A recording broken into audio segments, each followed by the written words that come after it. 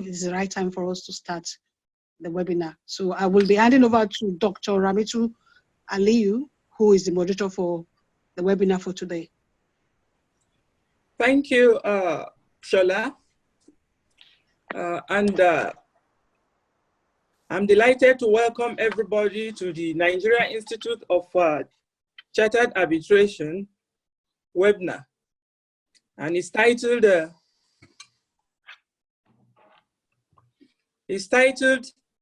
Effect of COVID-19 on Arbitration and ADR Practice, a Peep into the Future. My name is Dr. Ramitu Aliyu. I'm a fellow of the Institute. Hinging on the recent outbreak of the COVID-19 pandemic, this has caused activities of several businesses across the globe to come scratching to a halt. Governments have issued advisories and orders directing their citizens to stay at home in observance of social distancing protocols, reeled out by public health experts towards containing the disease. The consequential disruption to businesses has naturally raised concerns about the performance of contractual obligations and the specter of potential breaches. This webinar seeks to examine practical ways of navigating through resulting contractual and other associated difficulties, and how the arbitration and ADR community is grappling with helping to resolve commercial and other related disputes in this peculiar time, Reckoning that the world will not be left unscratched by this pandemic, our panelists will further examine what changes are desirable in our arbitration architecture to adequately respond to an evolving world going forward.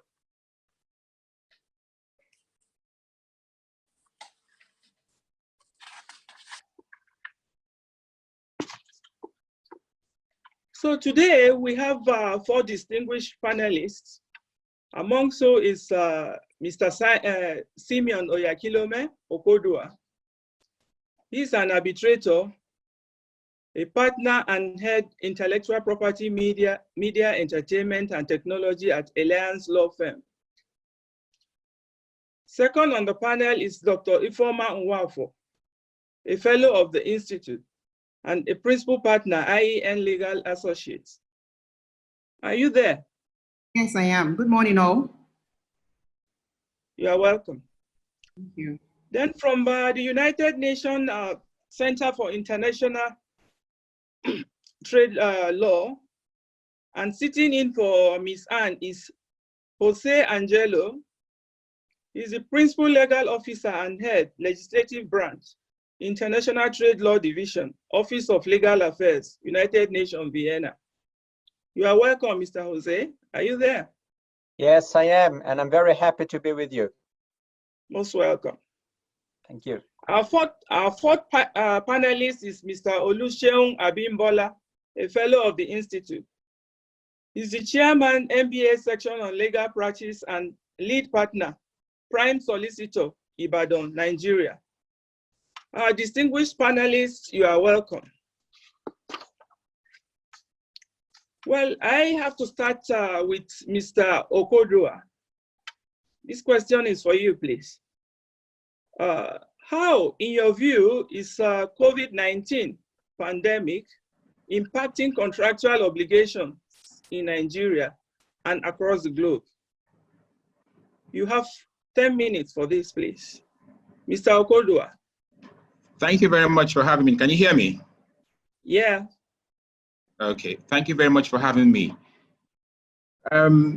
It's important that contracting parties review their contracts at this time to be able to determine what clauses are in there that may enable protection for them in the light of the disruptions to their various businesses.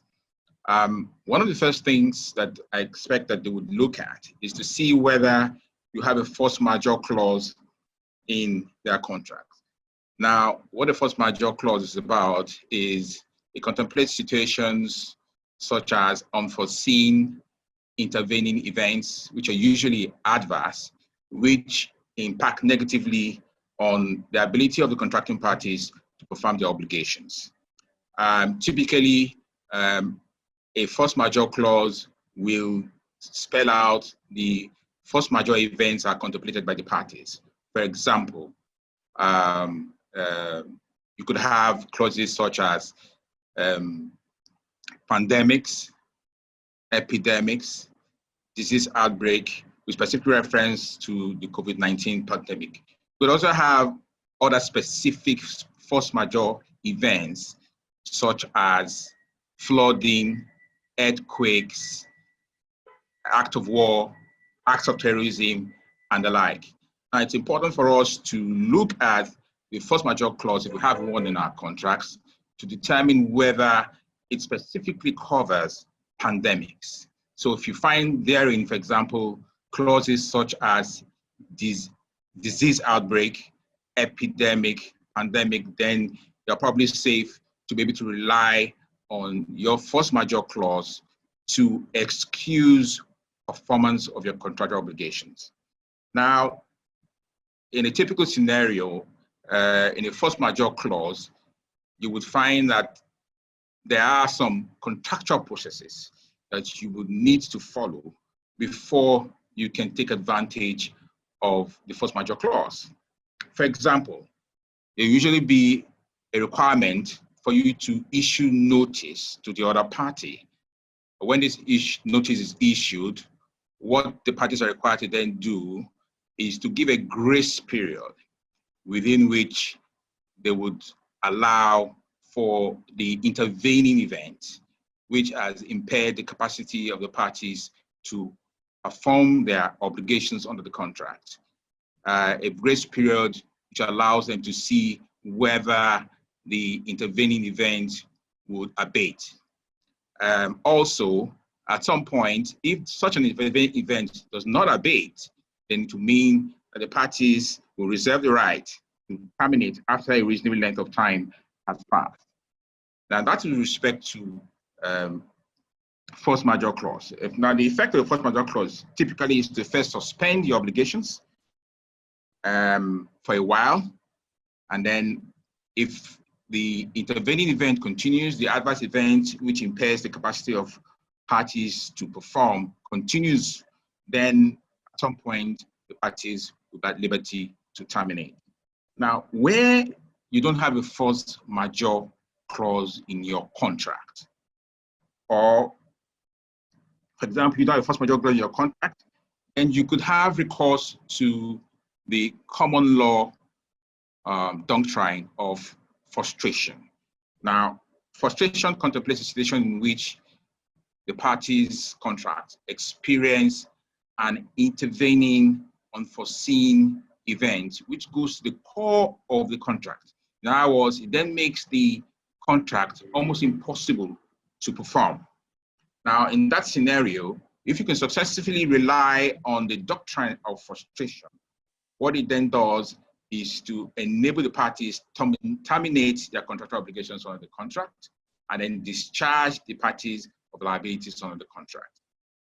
Now, example for example could be a scenario in which, owing to government action to protect the citizens, they issue a policy directive restricting movement of persons. So if you have a contract, for example, to hold a seminar or a conference, and you have paid for the event, and you've also paid for the venue, and because of government prohibition against movement, seminar participants are unable to attend, then the government action of limiting or restricting movement of persons could operate as an act of frustration because it goes to the heart of the contract.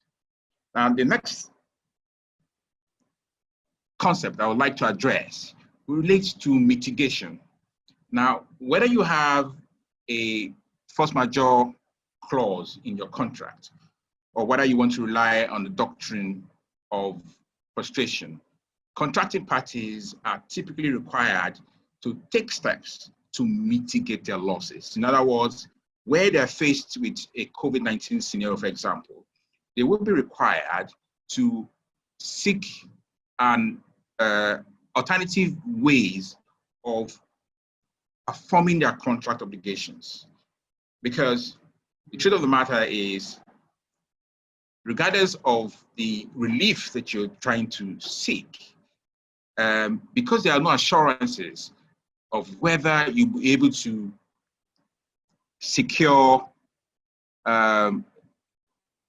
before a dispute resolution, an alternative dispute resolution forum, for example, or before the courts, it may be difficult for you to do that because there's no certainties. It's important that you take initial steps to mitigate your losses under the contract. Another scenario that we might want to consider, for example, relates to, for example, an event of default. So you need to look at your contract to determine whether there are the COVID-19 scenario, your COVID-19 experience is covered under an event of scenario. Typically, events of default are found in agreements where financial obligations are involved. So you need to look at that as well. Another scenario that you might want to consider is whether there's a material adverse effect clause in your contract or a change of law in your contract.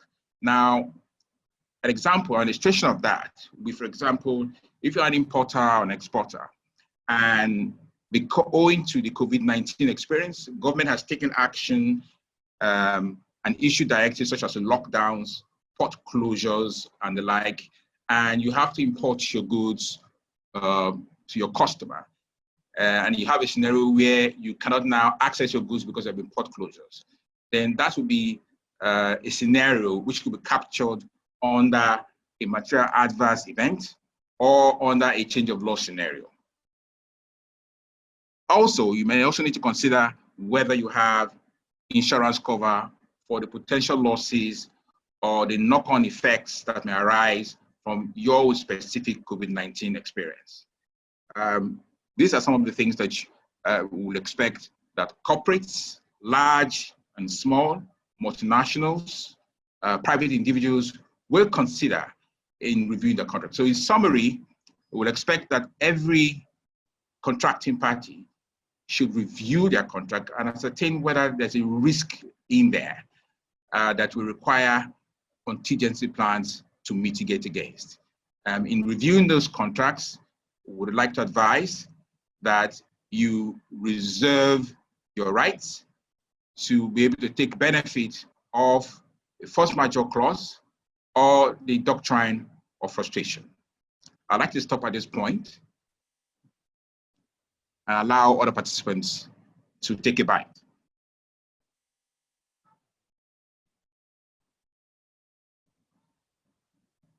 Can you hear me? Yeah, I can hear you. But can you hear me? Yes, I can hear you. Yeah. So I'd like to stop at this point and allow other participants to take a bite. All right, thank you very much. Before we move to the next panelist, please, I have an announcement. For participants, you can actually send in your questions and your comments to our Q&A platform, so that in the end, towards the end, we'll have opportunity to respond to your comments and answer some of your questions moving forward. So quickly this is for Dr. Ifeoma Nwafo. Can you hear me, Dr. Nwafo? Hello? Yes, I'm here. Yeah, this is for you. Mm-hmm. How is the arbitration community responding to the forced behavioral changes imposed by the pandemic? Well, thank you. Good morning, everyone. Thank you. The COVID-19 pandemic has destabilized global markets, commerce, stock markets, in fact, all sectors of life. It has significantly impacted arbitration practice. So behavioral changes that has been imposed by the pandemic includes strict restriction of movements, travel restrictions, You know, some people around the world are being in quarantine or advised to keep a social distance. So arbitral hearings has been suspended since parties and arbitrators refrain from attending hearings in person. The arbitration community has responded to the behavioral changes imposed by the pandemic by doing the following things. Number one, implementing swift and harmonized policy reforms. You know, they have done this by focusing on timely, proactive, and coordinated measures to ensure that the arbitration practice does not come to a shrinking halt. Then two, they've adopted, arbitral institutions have adopted policy measures.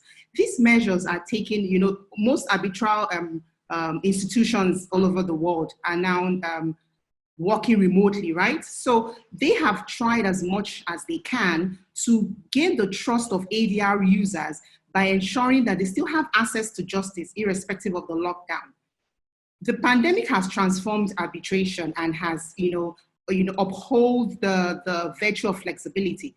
Flexibility, like we know, it's a significant characteristics of arbitration and all ADR practices. So this flexibility would permit the use of technological platforms. So the arbitral community has embraced digital channels, you know, for use. Like this has been done in some other arbitral institutions like the ICC, the American Arbitration Institute. Online arbitration is something that is not new, but now it's going to be something that would help because most laws and directives advise people to refrain from being in groups somewhere. So with online arbitration, you can all viewing, join a video conference, and then arbitral proceedings will just go on smoothly. So the pandemic has transformed arbitration, and this flexibility, which is the characteristics of arbitration, permits the use of digital channels. So these digital channels includes video conferencing, teleconferencing, and other technological platforms. So these technological platforms would safeguard the health and safety of everyone involved in an arbitral proceedings. So the arbitration community has also embraced artificial intelligence. Before I get to that, you know, the use of digital technology, digital channels like video conferencing and teleconferencing can be likened to online dispute resolution. So what's online dispute resolution? Online dispute resolution is a type of alternative dispute resolution whereby the use of the internet and other web-based technologies is used to facilitate the settlement of dispute between parties. So we have online mediation, we have online arbitration. Online arbitration is an arbitration whereby all phases and all aspects of the arbitral proceedings is conducted online. So it's important that the arbitrator, when using these online mechanisms, should also make sure that if, for instance, the arbitral proceedings is conducted via video conferencing, you have to ensure that the video conferencing service provider upholds its own duty on security. I'll give you an example. Recently, Zoom Cloud Meetings, which is the platform we're using right now, was currently on the news, you know, on cybersecurity debates. You know, the debate was that, you know, there was a flaw in its system whereby a person that has a link to that call could view the video calls. And if this happens with an arbitral proceeding, it defeats the purpose. That means that particular arbitral proceeding, it's no longer confidential. And we all know that confidentiality is an essential characteristic of arbitration and all other ADR mechanisms. So you can't just rely on, we're relying on the video conferencing service provider. As the arbitrator, you have to ensure this. That's why the arbitrator and counsel must be abreast with the 2020 Cybersecurity Protocol on International Arbitration. This provides a framework on information security. So we have to marry both things, arbitration and cybersecurity. If you're using online mechanisms, you know, admissibility of electronic evidence, you want to make sure that those electronic evidence has not been altered or doctored. So artificial intelligence is something else that's been used in international arbitration. It's something that the arbitration community, even down here in Nigeria, we should also introduce. So artificial intelligence has been labeled as a driver for efficiency in international arbitration. An example of an artificial intelligence tool that is used in arbitration is predictive coding. How does predictive coding work? You have, how it works is you might have a lawyer who is an expert in that particular field. He goes through the documents that's been tendered by the parties and their counsel. And then this predictive coding, which is an artificial intelligence tool, still goes through these documents, reviews them, and then ranks them in the order of their relevance. It makes things speedy. You know, legal commentators have said it's even more efficient than the manual-based review, or that's the one done by human beings. So in conclusion, arbitrators and counsel should be abreast with the sole protocol on video conferencing for international arbitration. This is a protocol that guides video conferencing, you know, for arbitration. So if you want to use the arbitral hearing, which is going to be conducted online, you should be able to know this protocol. So it serves as a guide for video conferencing and arbitration. And we should also be abreast with the 2020 cybersecurity protocol for international arbitration to make sure that everything conducted online does not defeat confidentiality and does not breach cybersecurity. Thank you.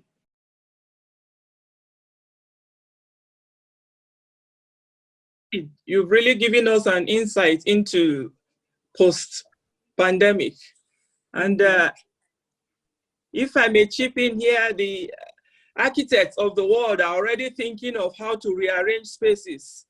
Yes. So the halls where arbitrations are going to be conducted will not look the same anymore. That is just a chip in into that.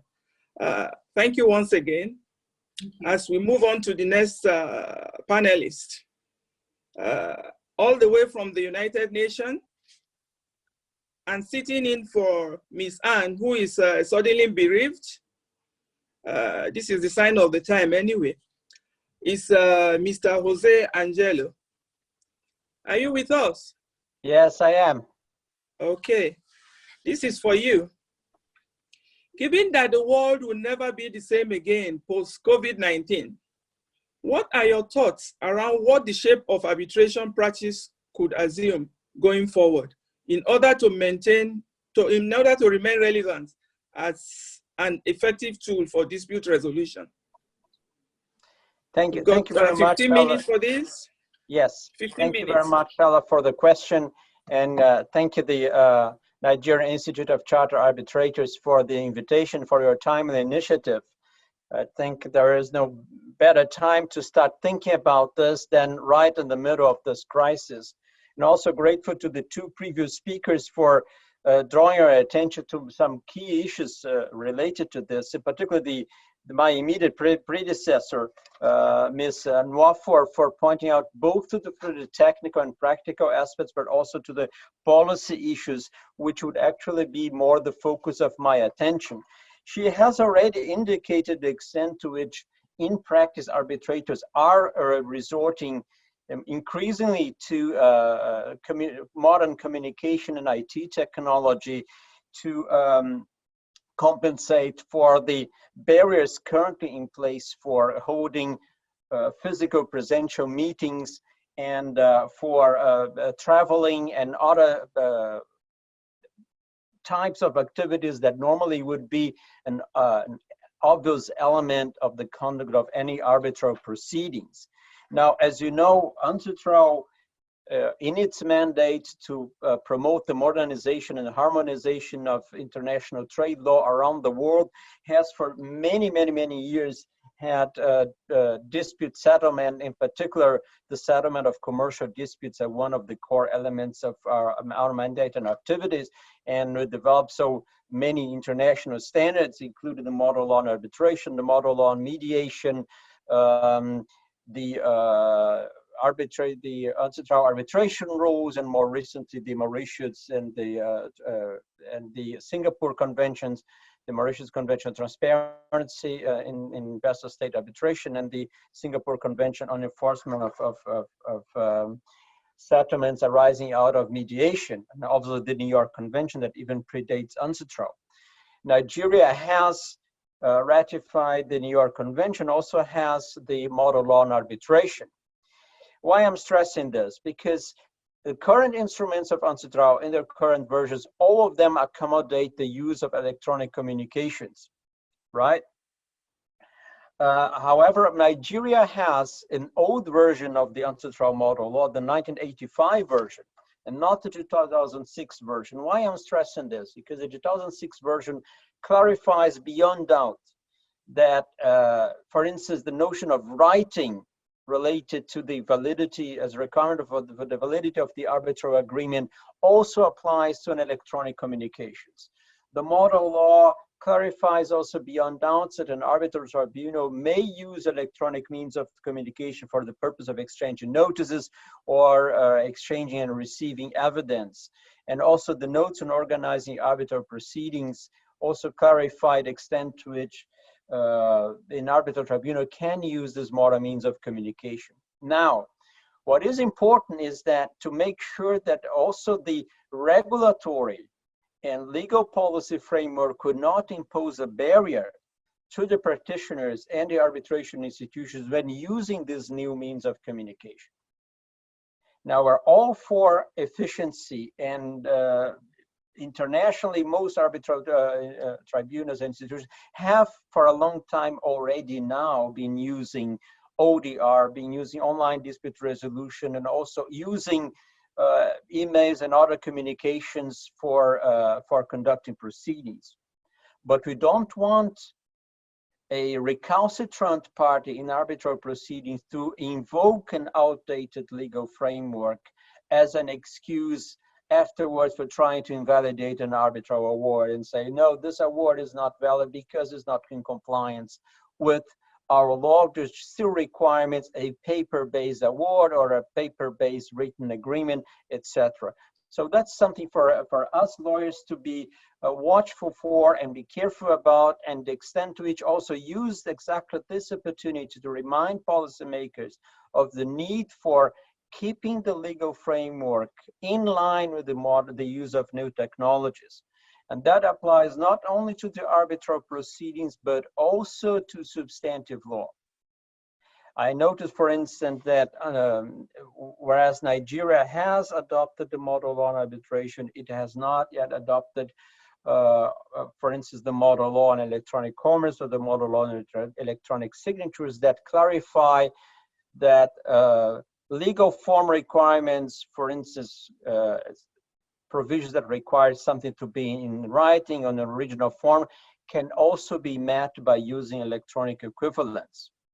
So it is now the time for impressing on policymakers the importance of modernizing the legal framework. We cannot allow us to be caught again when a crisis like this, where human interaction becomes difficult, and then realize that we cannot use the technologies that are available to us because the law is creating a barrier. So I think the future, and now coming to the question, how will arbitration look like in the future and dispute settlement look like in the future? We'll be using more and more of these means. And actually, the fact that we are now connected in this Zoom connection is an evidence that technology can already deliver things that we would have thought would have been impossible years ago. And we'll be seeing more and more of this. It reduces cost, it enhances effectiveness, it reduces the time, but we have to be sure that we don't find any obstacles anywhere. That's the one important point that I'd like to make. And the other point that I'd like to make is that there is a strong trend towards simplification of arbitral proceedings. It may sound like a paradox that people talk about simplification. Afterwards, arbitration was supposed to be simple as compared to cumbersome court proceedings. But we all know that in the course of time, arbitration became more elaborate and more costly and more time consuming. And that's why many arbitral institutions also have a parallel sets of rules or proceedings allowing for expedited arbitration. Now, it is important that when you use that, the agreement of the parties to use it is clear, so that no one will be able to challenge those proceedings afterwards, and that the proceedings you develop for expedited arbitration are also in compliance with broader constitutional rule of law and access to justice requirements. And this is something that UNCITRAL is actually currently looking at. Our working group 2 on dispute settlement is currently developing a set of rules for expedited arbitration, which once available would equip arbitral institutions to make use of expedited arbitration in a manner that would not possibly give rise to legal controversy. And actually, one of my colleagues, who is the secretary of that working group, is as a participant in the Zoom meeting, and perhaps if that's time for discussion, he might wish also to add any clarification exactly what the scope of that work is. So this now, to coming back to your question, this is what I think would be the face of arbitration dispute settlement in the future. We'll be seeing more and more use of these electronic means. We'll be seeing more and more also the use of expedited arbitration, but also of online dispute resolution. The previous speaker mentioned, for instance, also the use of AI, and there is an immense field there to be developed. However, the question is to what extent we can use AI in a manner that is also consistent with how legislators and the law conceives dispute settlement. AI can help a lot sorting out documents. AI can help a lot also even on the base of experience, making proposals that an arbitrator eventually can consider, but AI will never replace fully the entity that, or the persons that actually produce a binding decision on the parties, at least for not as long as the law is the way it is currently. But AI has an important role to play. You'll be seeing more and more of that, especially in internet platform, trading platforms, and consumer protection. All this is important. All this will be seeing more and more, and this crisis shows the potential that is there. But again, I stress this point, we should not forget that in many cases, the law has not yet been modernized and adapted to accommodate these new technologies. And this crisis provides us an opportunity for rechecking that and making sure that there will be no obstacles to using new technologies for dispute settlement in the future. And we're now back to you, and maybe I think I still have a little bit of time. You may wish to ask my colleague Jason Lee to simply point out what are the points that we're currently considering in working group 2 at UNCITRAL. Thank you. Thank you. Yeah, like you rightly said, you still have some time, some minutes. I don't know if Mr. Lee or Judith, we have a little clarification or contribution on this. If I can, I'll just contribute to the current work of Working Group 2, which is preparing the expedited arbitration rules.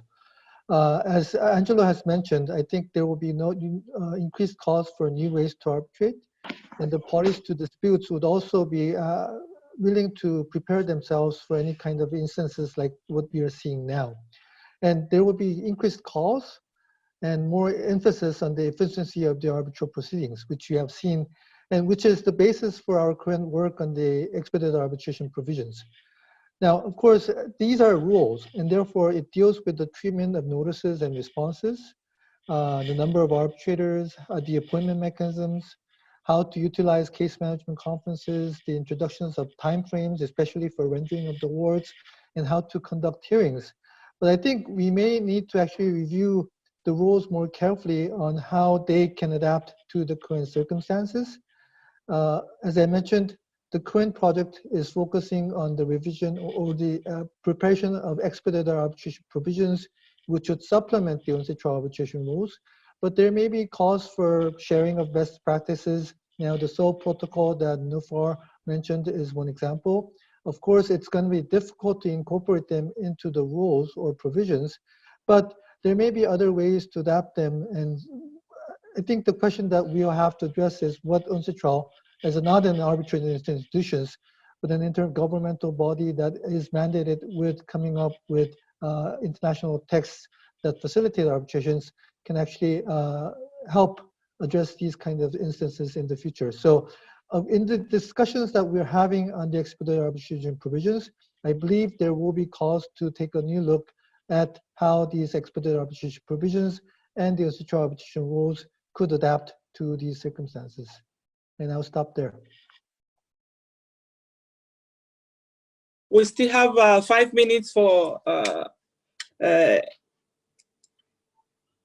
UNCITRAL. I don't know if Judith is there. Can you? Is there anything for us? Any word for us?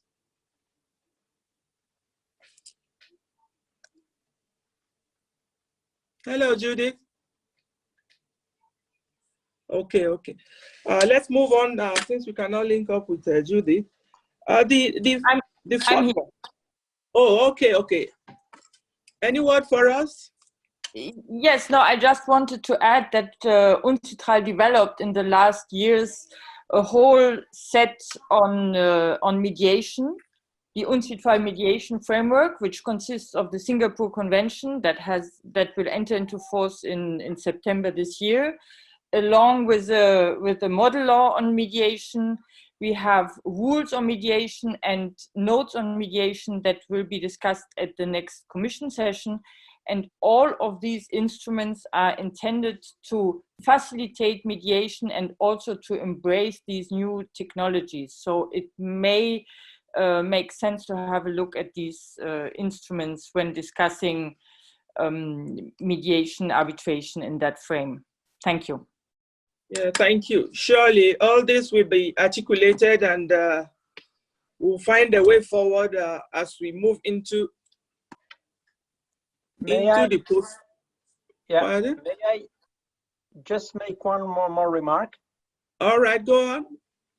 Yes, actually, I'd like to also make a remark on the topic of the first speaker that is concerning how COVID would actually affect substantive contractual obligations, right? And here again is another call for us to bear in mind to what extent the overall legal framework provides answers in a situation such as this. And the example, I mean, we look at it from the angle of international commerce, international trade. And one of the main instruments to really have produced at UNCITRAL is a convention and a contract for international sale of goods, so-called CISG, which is enforced already in 90 countries around the world, this country representing about 2/3 of the world trade in goods. That convention contains uniform provisions of what he describes as force majeure. The convention refers to it under the term of hardship. The advantage of that, not only that you'll be joining a group of countries that represents all the largest trading nations in the world, the whole of continental Europe, the United States, Australia, China, Japan, etc., is that it contains a uniform notion of hardship.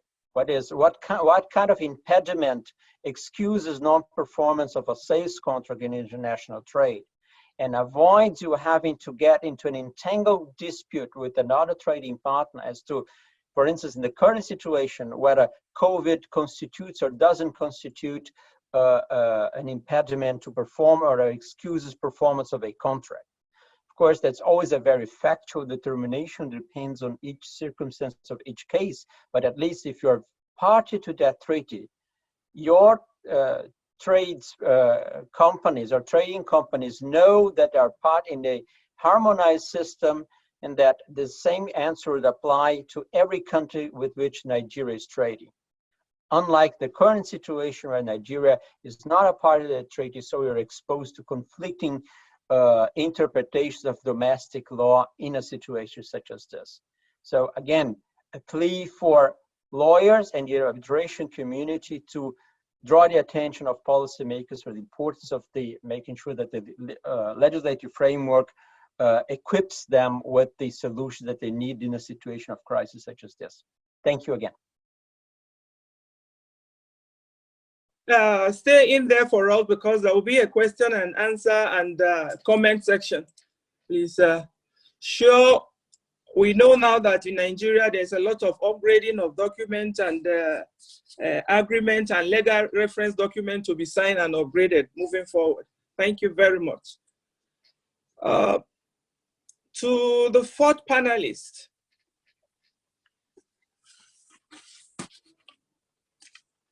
in the person of Mr. Oluseun Abimbola, this is for you. Can you hear me? Good morning or good afternoon now. Good afternoon. Yes, I can. We are still in the morning. Good morning. This is for you. Yes, please. And you've got 10 minutes.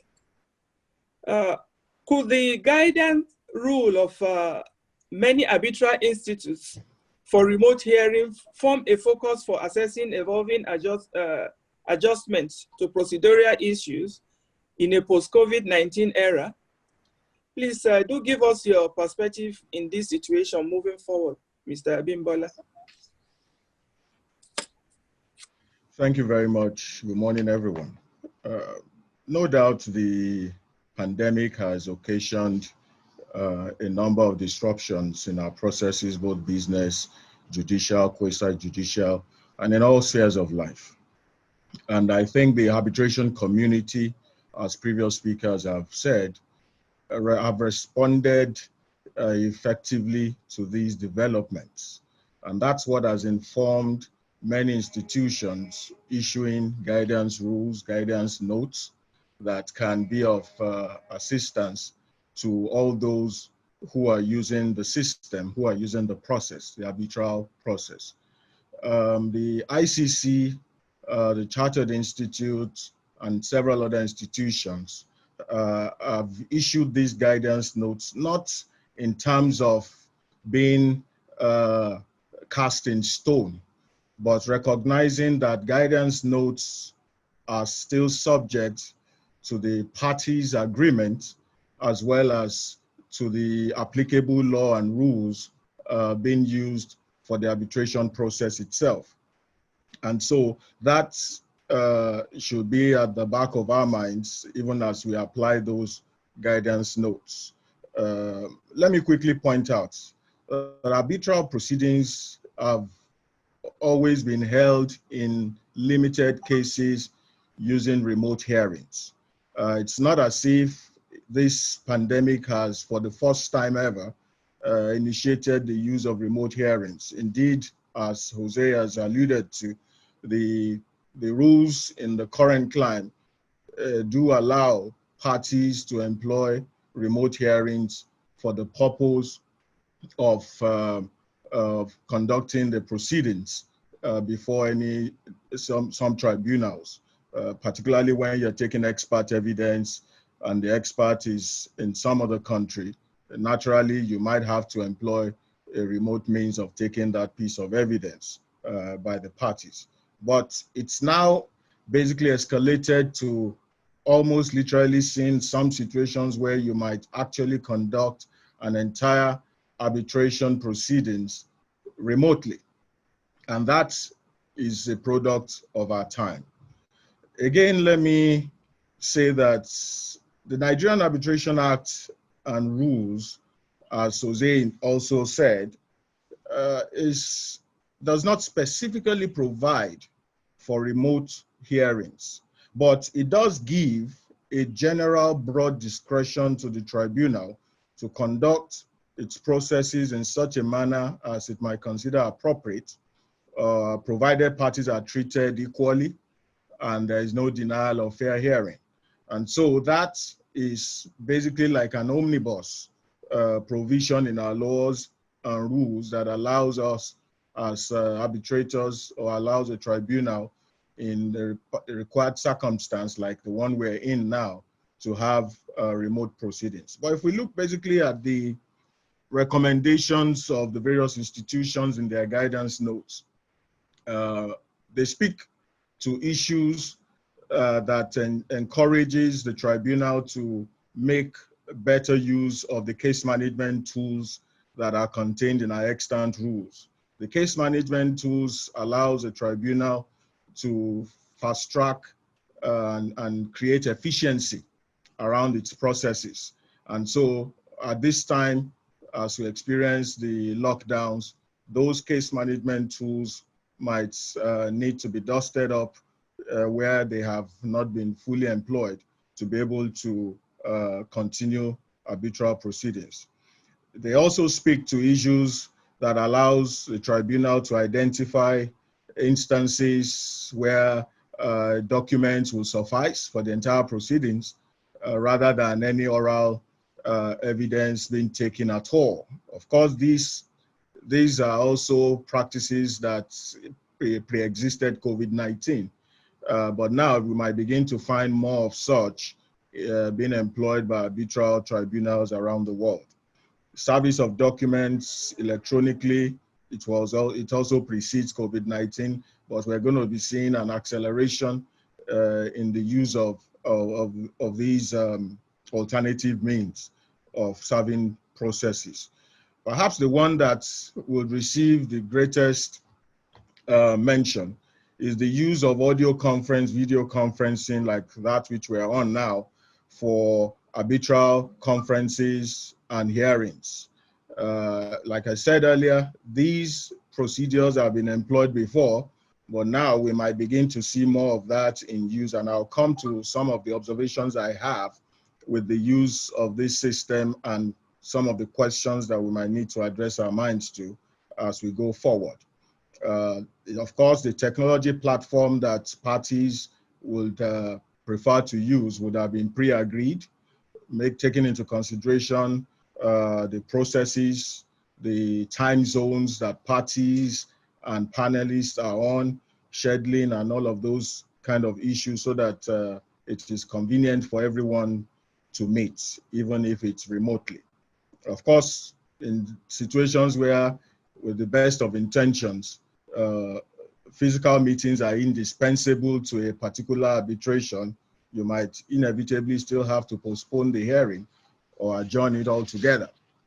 But if you look at these guidance notes, they also trigger a couple of questions, areas that we might need to take particular interest in and take note of, particularly in applying these processes to proceedings that we have to handle. For instance, whether it's an arbitration or mediation, the party agreement takes precedence. And so the party agreement will have to be considered primarily and the extant laws and rules as we adopt any remote option to what we want to do. Consideration should also be given by the tribunal to the need to have equal treatment of parties.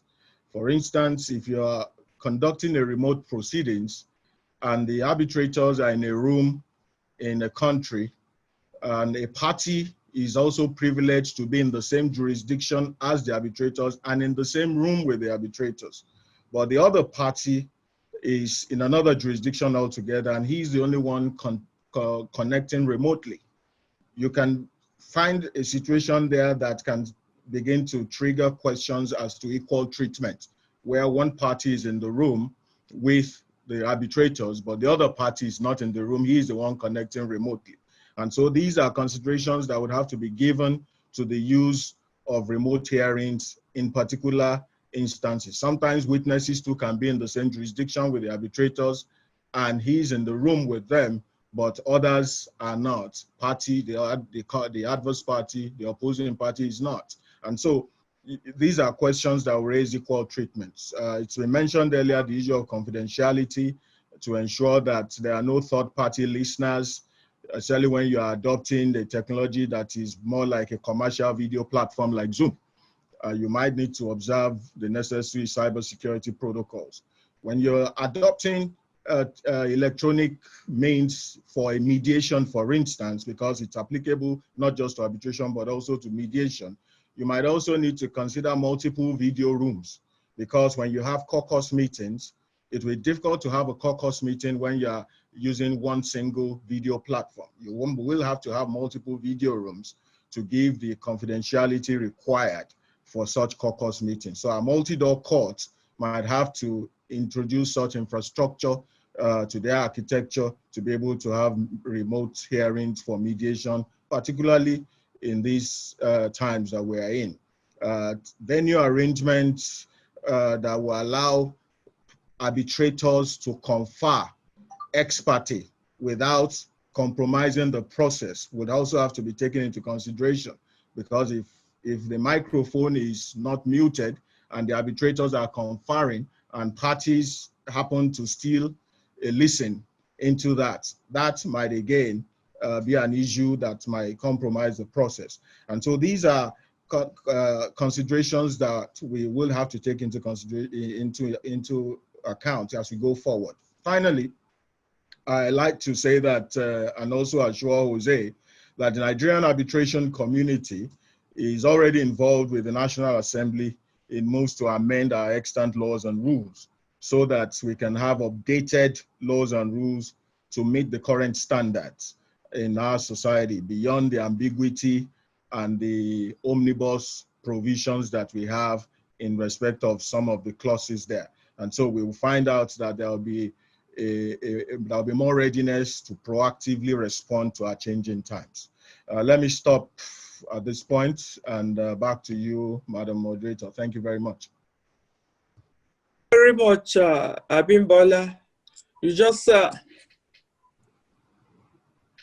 captured it all, because the fear that and the expose from Jose, you just addressed it. Now we know that we are in the process of tidying up our law, our arbitral law here in Nigeria.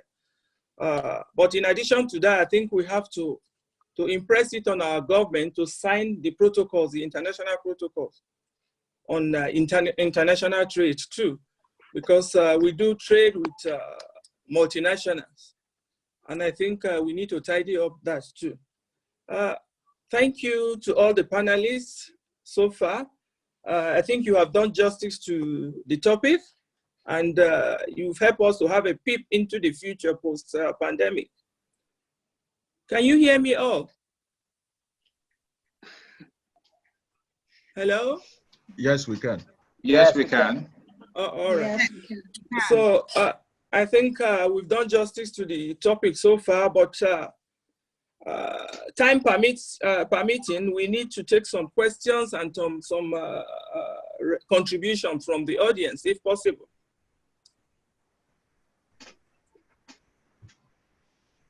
Hello, any question for us?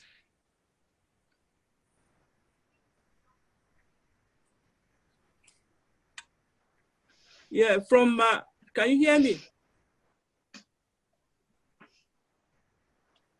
Hello? Hello? I see that you have more than 30 questions.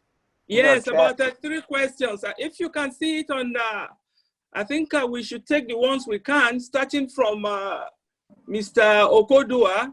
Anyone that is directed at a particular speaker, it should be taken as such and in a sequential order. I think each panelist should take 2 questions. Hello?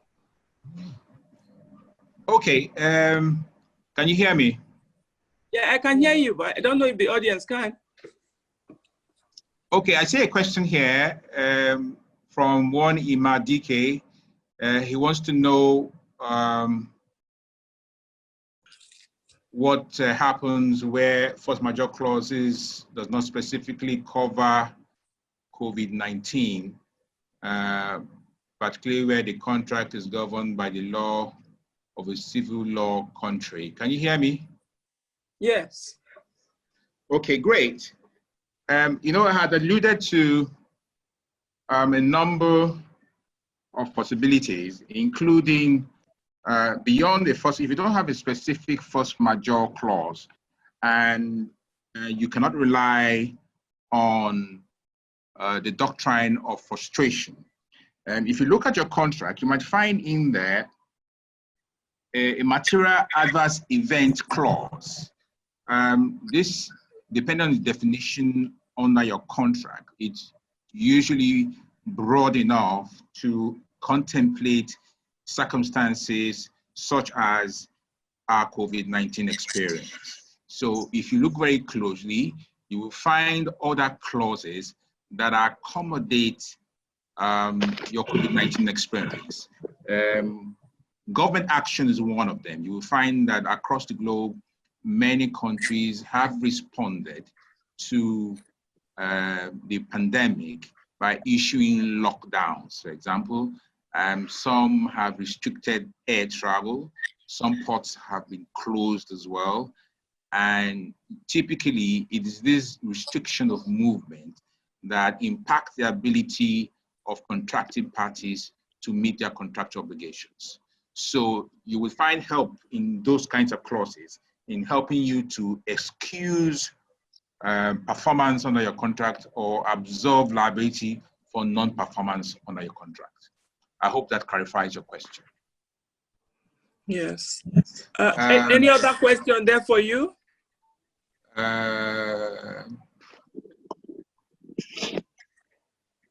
In what way, I see another question here, in what way is event of default relevant to the post-pandemic era? Well, given the experiences that many financial institutions are having, because that's where you usually find an event of default clause, are having with the pandemic, I think it's important that having an event of default which anticipates pandemics of this nature has become a sine qua non for the post-pandemic era. It's critical that we all integrate and incorporate the possibility of a pandemic causing hardship on businesses across the globe and then impairing their ability to meet their contractual obligations. So if we all internalize the need to make events of default as wide as is possible, and then we all try and incorporate them during negotiation stages before contracts are concretized, and it will be helpful to adequately respond to pandemics of this nature. I think those are the two questions I can see on top of the Q&A. Yes. Stop at this point. Yes. Thank you very much. Actually, you've got room to take on respond to two questions. The second panel is Dr. Ifeoma. Hello, Ifeoma. Hello. Hello. Are you with us, Dr. Ifeoma? Yes, I'm here. Yeah, there are questions for you. I can see one from one Tony guys. And the question is, do Nigerian Arbitrators Institute use arbitration management e-filing platforms, e.g. disputes-e-filing.com, as used by CPR? Okay, currently in Nigeria, the Federal Inland Revenue Service deploys e-filing with respect to transfer of pricing-related revenue. But most arbitral institutions in Nigeria has not fully, embraced e-filing. But, the use of these e-filing platforms, even if it's not included in the procedural rules, the order for direction and all, it can be used once the parties and the arbitrators agree. So you have, real life situations whereby most documents, all the pleadings are filed online. So we use it in Nigeria. I don't know if it's not in the law. We don't have the e-filing platform in the laws, but it has been deployed by the Federal Inland Revenue Services. And then for ad hoc arbitration, it has also been used. Yes.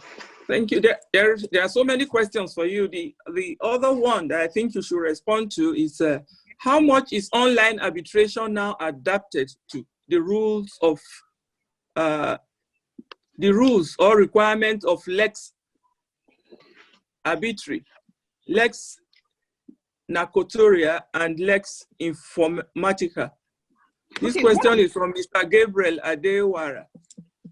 Yeah, one of the advantages of online dispute resolution is that it even elevates, the complex jurisdictional issues. Because if you're having an online arbitration, for instance, the issue of jurisdictional, the question of jurisdictional issues will arise because you're using an online platform. So it's one of the advantages that it's convenient, it's more flexible. It also avoids complex jurisdictional issues. Is there any other question for me? Yeah, there are so many questions for you, but I think, yeah, the other one requires you to give a document which we cannot provide here. I think they will have to go to the website of the institute. Okay, to just get, like the sole protocol for video conferencing for international arbitration can be found online, is readily available. And then the 2020 cybersecurity protocol for international arbitration is also readily available online, but we also provide that in our website. Yeah. Okay, thank you very much. Mr. Jose, are you there? Yes, I am. Yes. Have you found some questions you can respond to, or I read out some to you? I saw one that was expressly addressed to UNCITRAL, and that was, let me pull it out. Says the CISG has yet to come into force since it was over signature some years back. And here I have to clarify this. This is not correct. The UN Convention on Contractual International Sale of Goods, CISG, has been in force since 1988. It came into force the moment the United States and China and Italy, the three countries, but was significantly the US and China, deposited the instruments of ratification. So we're actually celebrating the 40th anniversary of that convention already this year, and it's been in force since '88.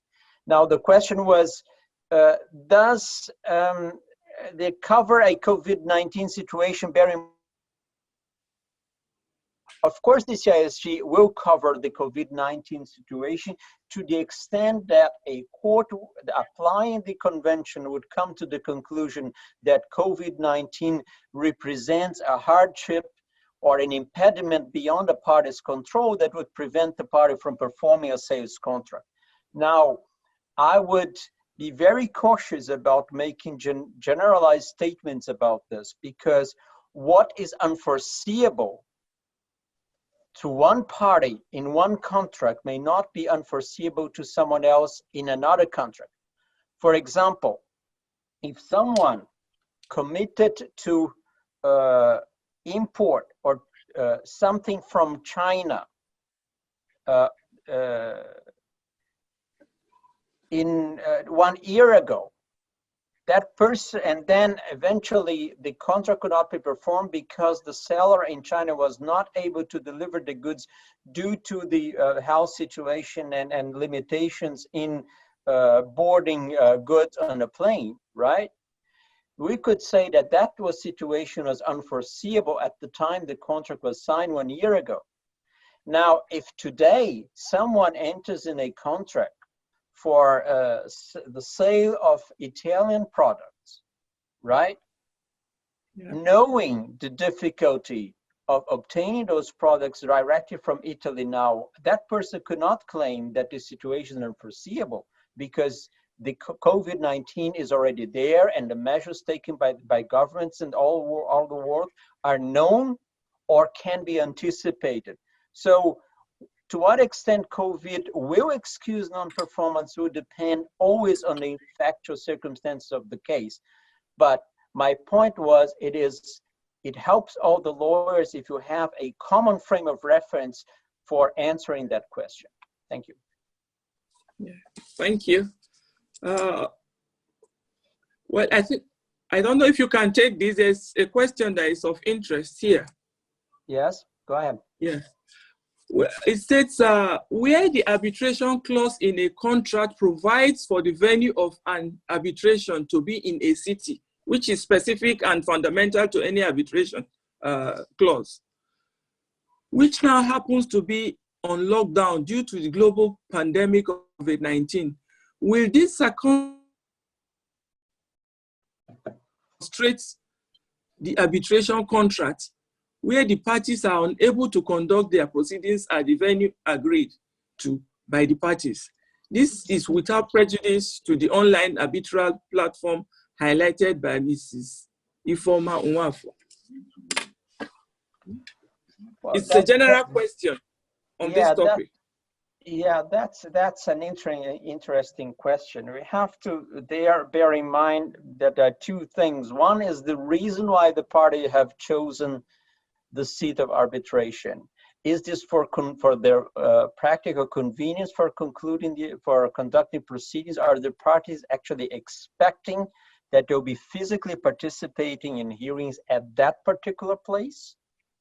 That's the one situation. The other situation is that the parties have determined the seat of arbitration to be in a particular country simply out of their convenience because they want the arbitration, the law applicable to those proceedings to be the law of that particular country because they are concerned about avoiding an invasive law that would invalidate the proceedings for whatever reason or would allow for setting aside the award in situations that would not have anticipated.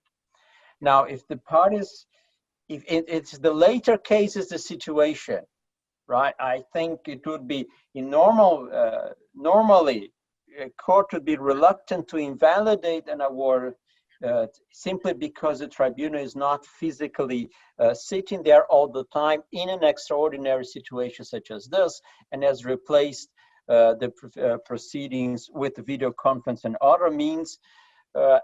In particular, and that's always important, if the parties have agreed to that, because the tribunal cannot, unless the arbitration rules allow the tribunal, give that power, the tribunal will not have the power to simply eliminate any hearings if the parties have not agreed to that.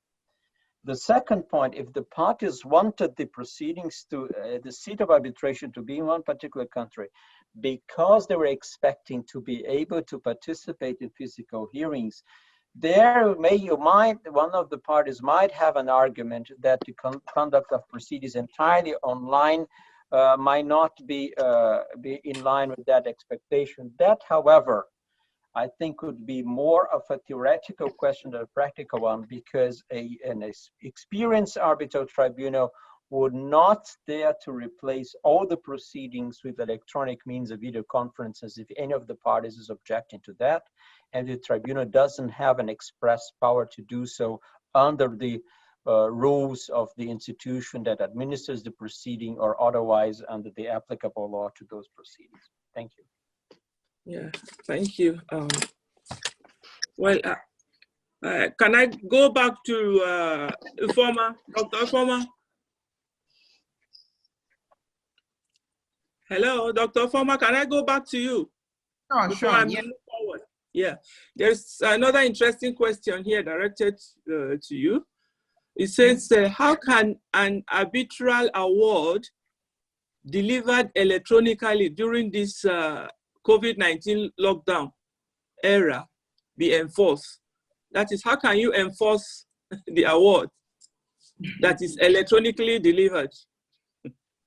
Okay, what we spoke about was video conferencing for the arbitral proceedings. So usually to publish an award, most times you also send to the parties via email. So once an award is made by the arbitrator or arbitrators, it would also be published, sent to the parties. Does that answer the person's question? I don't know if I got the question. Yes. Yeah, so it's enforcement. The person is particular about the enforcement of the award. By the courts. How do you enforce it? By the courts. Okay, like Nigeria currently, every the judiciary, everything is locked down, so it can't be enforced now. But once the arbitral proceedings have been conducted and the arbitrator or arbitrators have made their award, they will publish it to the party. They'll publish it to the parties. So sometimes the award will include the period of, this will be specific about the period of enforcement. I think that is the worry of the person that sent in the question. But everyone knows that, this period that there's a lockdown, there's restriction of movement. and most organizations, companies are working remotely. So I think it shouldn't be a problem. No. Okay. I see another question for me. Do you think AI should dispense with employment of lawyers to conduct document review of arbitral documents? Okay, like I said, it's done for efficiency, not that it's going to take the place of lawyers, doing their job. So what it does is, once a lawyer that has experience in a particular arbitration, goes through the documents, it just reviews. I gave an example, predictive coding. It just reviews that document and then, ranks it based on their relevancy. There's so many questions here, but like I said, most questions will be addressed and also made available on the website. Yes. Thank you very much, Ms. Dr. Question for me here, Madam Moderator. Okay. Go ahead, please. Yeah, I can hear you. It's a question from one Days Nga. It says, I've listened to your response to the question on force majeure and doctrine and frustration. What happens when both are not specifically provided for in a contract? Can they be implied by or recognized in the contract? My simple response to that is simple. If a force majeure event, a contracting party seeks to rely upon needs to be specifically indicated in the contract. It's important because the courts narrowly interpret force majeure events. If it's not in there, then it's not likely that you can take benefit of it to absolve yourself of liability or for failure to perform under the contract. However, with respect to frustration, it's a common law doctrine. It needs not be specifically incorporated in your contract. You can rely on it where the circumstances of the intervening event, the unforeseen intervening event, which has caused, which has impaired your ability to perform, you can rely on it if it constitutes an act of frustration. That will be my short answer to that. Okay, thank you for now. Let's all be on hold and let Abimbola respond to some of his questions. Mr. Abimbola, are you there? Yes, I am. Have you seen some question? I should read out one to you. Yeah, go ahead. Go ahead, please. There is one specifically for you by one Doyi Owolabi. It says, in a country like Nigeria, where distrust and moral hazard rule the minds of many, how do we ensure that parties believe in equality of treatment and fair hearing that Mr. Sheung Abimbola spoke of? Well, it's not peculiar to Nigeria. It's human nature, and that's why we are guided by laws and rules with respect to what we do whenever we are faced with balancing the interests of conflicting parties or disputing parties. Of course, if we're adopting a remote hearing, and we know that one of the primary obligations of an arbitrator is to ensure equal treatment, it behoves on the arbitrator or the tribunal to ensure that whatever is going to be adopted is not tilted in favor of one party against the other. And that's why I gave the example of where one party is domiciled in the same jurisdiction as the arbitrators, and they are able to sit in the same room for the hearing, but the other party is domiciled in another jurisdiction. The arbitrators should anticipate that if they do not balance that by either responding or conducting the hearings remotely for both parties, and they accept one party in the room with them while the other is communicating remotely, it can trigger a question on equal treatment or the lack of it. And so rather than open oneself to such controversies, I would always suggest that as much as lies with us, whatever decision, whatever procedure is adopted, we should ensure that it gives that appearance of fairness to all parties and does not give room for questions behind the scene. I see a question here, if I may, from Cherilyn, asking, does all these mean that we have to expand the arbitration clause to indicate the use of virtual images in case of any act of God? Well, in a situation where the governing law and rules accepted by the parties in the arbitration agreement already provides for these sort of procedures, you do not need to specifically put that in your clause anymore, because you have put the law and rules that you are going to be governed by, and those law and rules already incorporate remote hearings. But in a situation where, as we have it now, that it is still loosely couched in the rules in Nigeria, going forward, you may wish to specifically put it in your arbitration clause that where for any reason a physical hearing is incapable of being conducted by whatever means or force, that parties accept to use remote hearings. You may do that just for the benefit or for the avoidance of doubt. But I still believe that even as loosely couched as our rules are, it gives that discretion to the tribunal as long as they observe fair hearing and equal treatment. If I can take one more, there's a question from Coca J asking about where courts are on lockdown and there is a need to have, how do arbitrators and parties plan to incorporate recourse to courts for orders where necessary via this virtual or remote hearing situation when there's a lockdown, even in the court itself.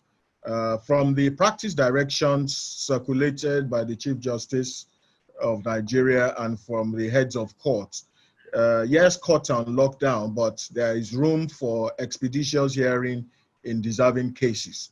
And I think if there is a need for a judicial intervention preliminary in respect of some procedure that is ongoing, the arbitral proceedings that is ongoing, that may qualify for expeditious hearing depending on the facts of the cases that you are dealing with. So even though it's on lockdown, there's still room for some expeditious matters of urgency. Thank you very much. There are a few others, but we can take it as we go on. Actually have just 13 minutes, and Mr. Lee is waiting to respond to some, to make some clarification. Hello, Mr. Jason Lee. Yes, hi. If I can intervene, let me just turn on my camera. Okay. Okay. I think there's a little bit of confusion between the venue of the hearings, which you're talking about, which is more of a practical perspective.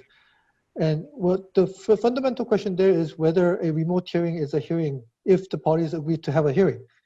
And whether that constitutes a hearing would actually depend on the law of the place of arbitration. So some of the questions have kind of confused the venue of the hearings with the law of the arbitrations or the place of arbitrations, which is a legal aspect. And I think that leads to our discussions on the role of the courts, because if the courts are on lockdown and the courts are not able to support the arbitration process, as Lucen has mentioned, or they're not able to enforce it, and the parties are not willing to voluntarily abide by the award, and one party has to enforce the award, one option for the parties is actually to change the place of arbitration. So I think we have to kind of distinguish the venue or the physical venue of the hearings of the place of arbitrations, which may have an impact on the support that the arbitration process can get from the courts. So I think we should just bear that in mind. Okay. Thank you very much for that clarification. Yeah, I think we can take a few more questions before we sign up. Going back to Q&A,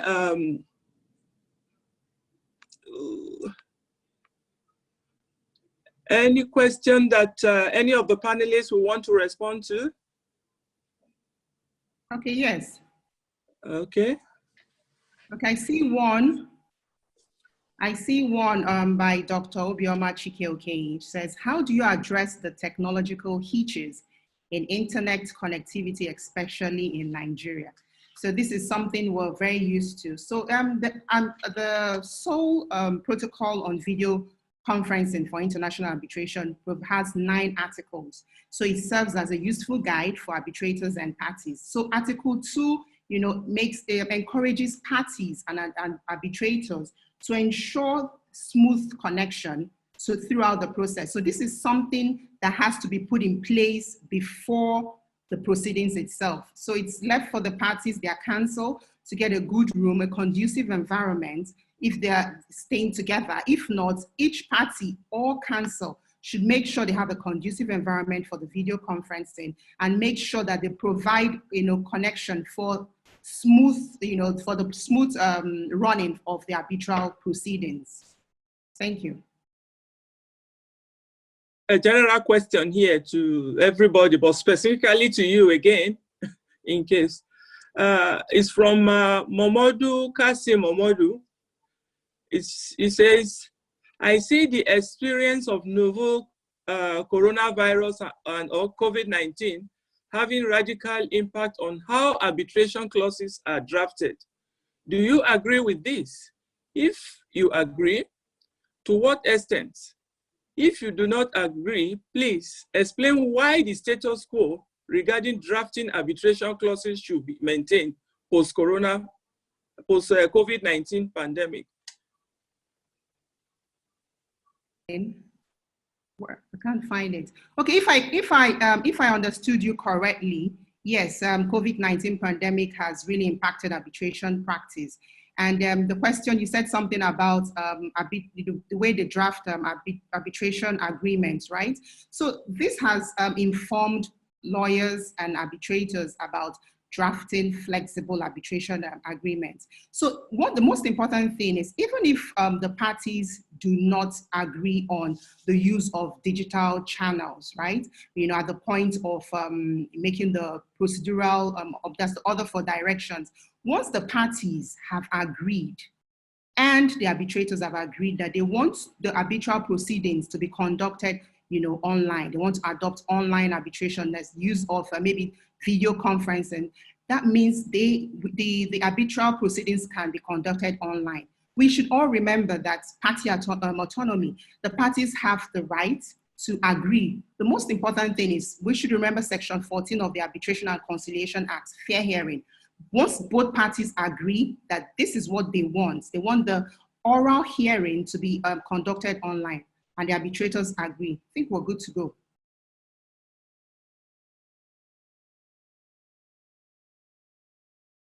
Yeah. Any other response from the panelists?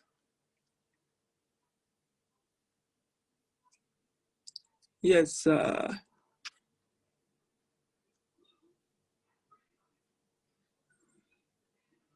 Yeah, there is one for Mr. Jose here. Hello? Yes, I'm here. Yes, there's a question that says that the CISG has yet to come into force since it was opened for signature some years back. I answered that one. Okay. Yeah. Thank you. Yeah. I think I see one more question here that we can quickly take before we close.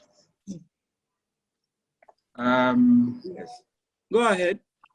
Okay, thank you. It says, can you suggest the best way of dealing with contractual obligations between contractual parties in the face of the issues caused by the pandemic? We would like to advise that all contracting parties take some time out to review their contracts and quickly look out for what risks exist in those contracts. In other words, you need to look out for how your contractual obligations could be impaired by your specific COVID-19 experience. So that you can quickly begin to put contingency plans in place to deal with that. It's important that you do that, and then it's better for you to renegotiate at this point and quickly agree on how you can relax some of those obligations so that they don't lead to breaches somewhere down the line. But we always remember that in renegotiating these clauses, you reserve your rights to rely on first major clauses, and you also do not truncate your ability to rely on the common law doctrine of frustration. Thank you. I think on that note, we've rounded up the question and answer section. Not to worry if your question is not responded to, or your comment is not, your question is not answered and your comments are not responded to. We intend to upload these questions onto our website, and answers will be provided to all the questions as well as responses to all the comments. We thank you very much for joining in, and to our panelists, we say a big thank you to you, especially to our audience, our panelists from United Nations. Mr. Jose had to quickly join. He take the place of Ms. Anne, who is suddenly bereaved. Please, Mr. Jose, express our condolences to Ms. Anne. And thank her very much for making this possible. Thank you. Thank you all. Thank you for inviting us. It is always a pleasure to be with you. Thank you, thank you. And thank you to Mr. Lee and Ms. Judith and the rest. Thank you very much. Thank you for having me. Yeah. Thank you. And stay safe. Thank you. Thank you. Bye-bye. Bye-bye.